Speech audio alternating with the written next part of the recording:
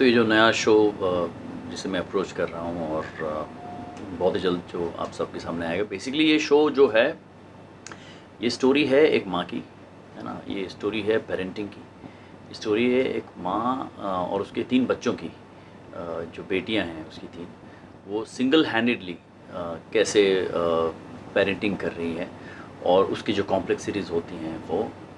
और उस कॉम्प्लेक्सिटीज़ में एक एंगल ये भी है कि सिंगल पेरेंटिंग मतलब एक पति तो है, लेकिन जब वो हाज़िर नहीं होता है अपने बच्चों को बड़ा करने में और फिर अचानक से अगर आ जाए वापस, तो क्या कॉम्प्लिकेशंस खड़े होते हैं लाइफ में, बच्चों के जहन में क्या आता है।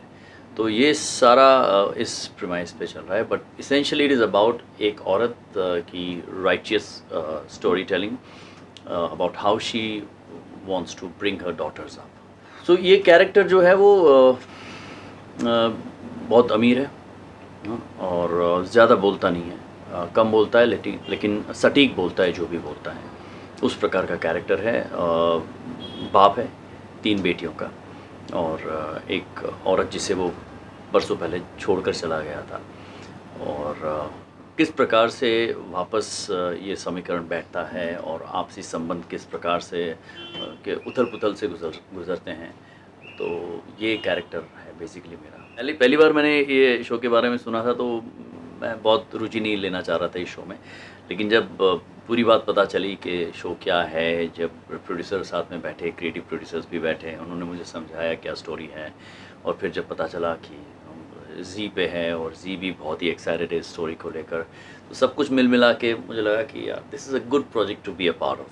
तो तब मैंने सोचा कि यस, ये करना चाहिए। जी के साथ मेरा बहुत ही पुराना रिश्ता रहा है। मैंने 2010 में एक शो किया था जिसका नाम था अगले जन्म में बिटिया की जो। उससे पहले भी एक कैमियो किया था अरुणा जी के लिए, नागिन में शायद। और अब से लगभग 10 साल पहले मैंने एक शो किया था, खेलती है ज़िंदगी आँख में चोली। That was my last stint with Zee. उसके बाद 10 साल के बाद मैं बिल्कुल एक डेकेड के बाद वापस जी के साथ जुड़ रहा हूँ, और सच कहूँ तो अच्छा लग रहा है, क्योंकि जी के साथ एक पुराना रिश्ता है। जी जहाँ से मैं देखता आया हूँ एज एन एक्टर, मुझे लगता है बहुत ही सकारात्मक प्रकार का एक चैनल है, who is wanting to grow continuously. और दूसरा जो अब मैं जी में जो नए लोगों से मिल रहा हूँ, जो यंगस्टर्स हैं, उनका जो ज़ील, उनका विज़न, उनकी एनर्जी बहुत सटीक और करेक्ट लग रही है मुझे। So I am pretty excited to join the Zee team again. अब श्वेता तिवारी और मैं लगभग 20 सालों से एक दूसरे को जानते हैं, क्योंकि 20 साल पहले हम दोनों ने एक शो पे काम किया था, और तब से फिर फिर डांस प्रोग्राम में भी साथ में थे, और अक्सर मिलते रहते हैं सोशली भी। तो हमने सीन एक साथ नहीं किया है, लेकिन अपेरेंटली नागिन में भी श्वेता तिवारी एक गेस्ट अपीयरेंस में आई थी शायद, और मैं भी एक छोटे से गेस्ट अपीयरेंस में था। 2007-8 की बात कर रहा हूँ मैं। बट श्वेता और मैं संपर्क में रहे हैं, हम लोग मिलते रहे हैं socially also, so we are very good friends.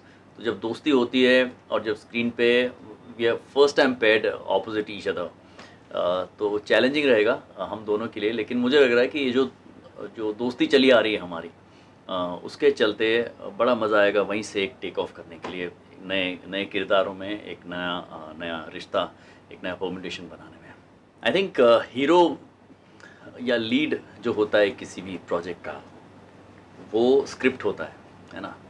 तो स्क्रिप्ट की कोई एज या कोई ऐसी कोई सीमाएं नहीं होती है। But if you talking about actors, तो मुझे बड़ी खुशी है कि अब ना जो स्क्रिप्ट्स लिखी जा रही हैं उसमें, क्योंकि आप मैच्योर लोगों को दर्शा रहे हो, तो स्क्रिप्ट की राइटिंग भी मैच्योर होगी, तो करने के लिए एक अलग सा टेम्पो चाहिए, एक रिदम चाहिए अलग सा। सो वो मुझे अपने आप में एक्सप्लोर करने में अच्छा लग रहा है कि मैंने उस वो खेल कूद, मस्ती मजाक, मारा मारी, गाना वाना सब किया हुआ है, लेकिन अब एक मैच्योर तरीके से मैं भी अपने आप को देखने की कोशिश कर रहा हूँ कि यू नो, ठहराव के साथ, as a man who is in his मिड-40s। तो इंटरेस्टिंग है, और लिखा अच्छा है। लेखक जो पूरी टीम है हमारे राइटर्स की, बहुत ही बढ़िया है। So I am happy that that's how it is right now. क्या कहूँ उनसे, मैं धन्यवाद कहना चाहता हूँ, बिकॉज़ हमेशा आप लोग ने मेरा साथ दिया है, मेरे काम को सराहा है, मैं चाहूँगा कि इस शो के ज़रिए मैं आपको एंटरटेन करता रहूँगा और आप भी उतना ही प्यार देते रहिए। Thank you so much for all your love.